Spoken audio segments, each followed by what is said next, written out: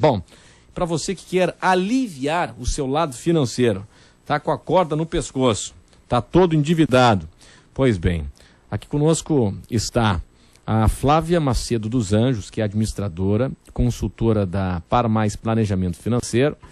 Nós estaremos em instantes com a Gabriela Martins, que é diretora do Instituto Brasileiro de Educação Profissional, para falar sobre planejamento financeiro.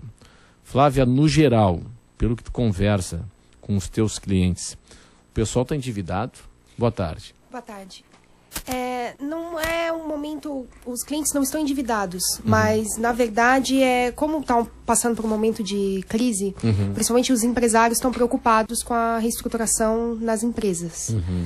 Então a Gabriela, que é até uma cliente nossa que a gente fez um trabalho agora, toda a reestruturação da empresa, todo o foco da empresa foi redução de custo, para evitar a alavancagem da empresa, né, alguma necessidade de dívida ou de demissão, porque vai ser os próximos 2 anos aí vão ser difíceis para a economia. Pois é, a questão é essa, né? O dinheiro deixa de entrar, aí tem que reduzir custeio, operação. Isso, exatamente. E tá muito agora sendo divulgado, tá na moda, mas é um conceito já que é dos livros de finanças, o conceito do orçamento base zero.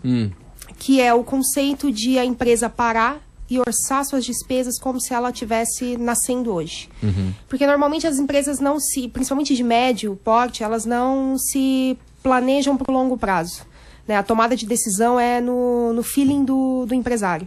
E a empresa cresce, o empresário não está mais no dia a dia da operação como ele estava antes, e ele precisa de ferramenta de controle para essa tomada de decisão. Então, o orçamento base zero, que é junto com o planejamento financeiro, é uma ferramenta de dentro do planejamento financeiro para empresas. Ele parte do pressuposto de orçar cada linha como se não tivesse nenhum histórico. Então, ninguém leva em consideração o histórico do ano anterior, que pode estar poluído esse histórico, né? E eles orçam como se fosse começar a operação hoje. Por exemplo, a área comercial, eu tenho que fazer... Como que eu vou orçar viagens? É um cronograma de viagens, quantos clientes eu vou visitar, qual a quilometragem. Claro. Mas, Flávia, eu quero ampliar esse assunto aqui com a Gabriela Martins, que é diretora do Instituto Brasileiro de Educação Profissional, porque, Gabriela, a Flávia está me falando aqui de departamento financeiro, departamento de vendas, enfim, eu quero falar para o microempresário, porque a microempresa é a grande geradora de emprego nesse país. Né? A maior parte dos trabalhadores estão, não nas grandes empresas, mas sim na empresa de médio, de pequeno porte, e que não tem departamento financeiro, não tem uma estrutura enorme muitas vezes, né? Tem uma pessoa responsável, mas não é um departamento. O departamento é aquela pessoa. É possível aplicar essa técnica também, Gabriela, em empresas de pequeno porte? Boa tarde. Boa tarde, como vai? Boa tarde, Flávia. Sim, é possível. Desde que você tenha, lógico, uma consultoria, alguém que venha fazer uma assessoria bem feita, assim como a Par Mais entrou na nossa empresa e tem prestado serviço até hoje, é possível. Você tem que começar primeiro modificando a cultura, fazendo isso na base e trazendo isso para dentro. Porque como as pessoas estão acostumadas a se reportar primeiramente a uma pessoa só, você tem que primeiro distribuir, fazer o centro de custos, separar e fazer com que as pessoas entendam que elas vão ter que reportar, fazer um processo mais burocrático, mas que no fim vai acabar beneficiando a todo mundo. Mas hoje é possível que isso aconteça sim. A gente já conseguiu verificar isso aqui dentro do IBREP. Sim. Ele era reportado a só uma pessoa, a um centro de custo.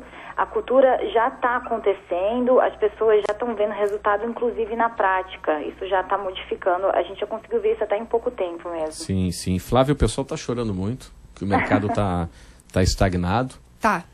A gente vê muito porque, né, na outra ponta também sou empresária, sou sócia na Par Mais, e a gente vê que está muito mais fácil hoje, a gente recebe muito currículo. E isso é reflexo do enxugamento aí do quadro, principalmente da indústria. A indústria está sentindo bastante. Então é um ano de reestruturação mesmo. O que está segurando o Brasil hoje ainda é que a taxa de desemprego não explodiu, né? Exato. Mas a tendência São Paulo mesmo, agora os primeiros 3 meses foram mais de 40 mil postos de trabalho. Então, a indústria está retraindo. Assim, o cenário está melhorando, né? A gente está vendo aí algumas mudanças. A gente está menos pessimista. A questão menos pessimista. A questão aí de a expectativa do mercado, com ajuste fiscal, enfim, cria uma expectativa... Uma expectativa, sim, mas só que o remédio vai...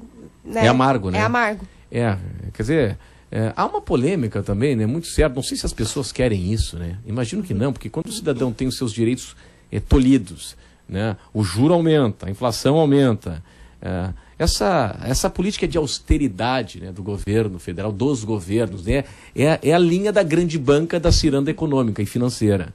Né, a austeridade, para atender a expectativa de mercado. Mas isso é bom para as pessoas? Hoje ele é necessário para o país voltar a crescer. Porque, na verdade, a gente não teve crescimento, né, que gerou emprego, não teve reforma fiscal. Então, isso tudo impacta no crescimento sustentável. A gente não teve um crescimento sustentável. Eu vou te provocar aqui. Será que é tão necessário assim? Exemplo, o povo da Grécia achou que não e botou um olhar diferente. Exemplo 2. Aquela movimentação social da Europa e da Espanha, o Podemos, acabou culminando com o lançamento de uma candidata, de um partido que não existia, né? A criação de um novo partido sem grandes estruturas, né? Um partido que nasceu de baixo para cima.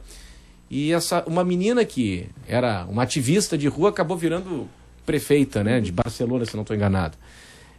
O discurso contrário, a antítese da austeridade tão defendida hoje no Brasil por alguns segmentos.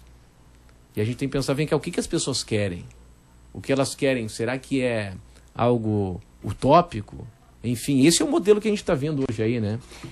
Hoje o governo hoje tem uma missão complicada, até pelas políticas que foram desenvolvidas anteriormente. Pela gastança, né? Exato. Você gastou demais? Gastou demais e arrecadou de menos. É matemática. E está vindo a conta agora? Está vindo a conta agora e a população continua pagando, né? A diferença é que a gente sempre paga. Tá, então é o seguinte, a técnica do orçamento base zero é esquecer o passado e calcular o gasto. Estou tentando trocar em miúdos aqui, dia a dia. Isso.